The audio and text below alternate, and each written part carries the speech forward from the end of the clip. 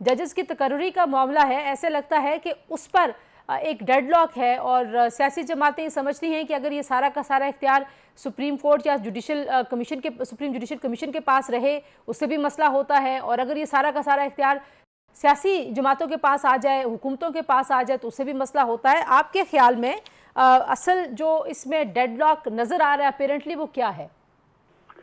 देखिए, ये मसला काफी अरसे से चलता था। उसके बाद फिर ये फैसला ये किया गया कि पार्लियामेंट को भी मौका होना चाहिए जजेस की सिलेक्शन में, जिस तरह के दूसरे मुल्कों में होता है, दूसरी डेमोक्रेसीज में होता है।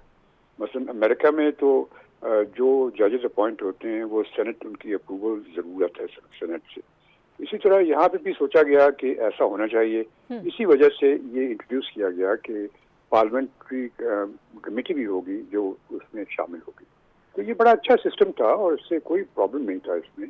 इसको चेंज करने की क्यों जरूरत पड़ी, ये मुझे समझ में नहीं आया, क्योंकि एज इट इज हम देख रहे हैं कि जुडिशरी में इतने तफरका हो गया, लोग एक दूसरे के खिलाफ हो गए हैं, जजमेंट से बातें एक दूसरे के खिलाफ कर रहे हैं। तो सारी चीजें ऐसी हो गई हैं कि जो कि नहीं होनी चाहिए। ये इसकी जो जिम्मेदारी है वो आपको लगता है कि जो पॉलिटिकल पार्टीज हर अपना मसला लेके अदालत के पास गई उसकी वजह से हुआ, या अदालतें जो बहुत ज्यादा सियासी मामलात में उनकी दिलचस्पी बढ़ गई उस वजह से ये हुआ?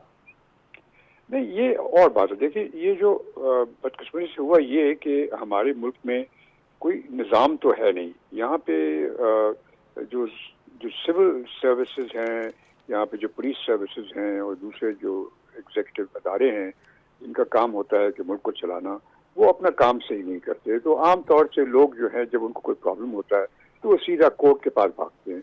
क्योंकि कोर्ट का जब कोई ऑर्डर मिल जाता है तो वो उसको इम्प्लीमेंट करने में आसानी होती है। और इसकी वजह से मेरे ख्याल में जजेस को बहुत मौका मिला कि वो इंटरफेयर करें जो गवर्नमेंट के काम में। और वो जब उन्होंने इंटरफेयर करना शुरू किया तो ज़्यादा से ज़्यादा इंटरफेयर करना शुरू कर दिया और फिर बातें बेइंतहा करनी शुरू कर दी और रिमार्क्स पास करने शुरू कर दिए। तो फिर इस तरह से जो जजेस का जो रुतबा था उसमें काफ़ी हद तक जो उनका रोब दबदबा था वो कम होता गया। और आप देखें कि जिस तरह से बातें होती हैं जुडिशरी में और जिस तरह से लोग जुडिशरी के बारे में बातें करते हैं वो किस तरह से चेंज हो गई। तो ये सब चीज़ें हो गई हैं। ये ज़रूरी है कि जुडिशरी को वापस उसी लाइन पे लाना चाहिए। तो वो इम्प्रूवमेंट सिर्फ उस तरीके से हो सकती है कि अगर आप जो पुराना सिस्टम है उसको सही तरह से इंट्रोड्यूस करें। अगर आप कोई नई चीज़ इंट्रोड्यूस करेंगे तो उसकी वजह से और कॉम्प्लिकेशन जो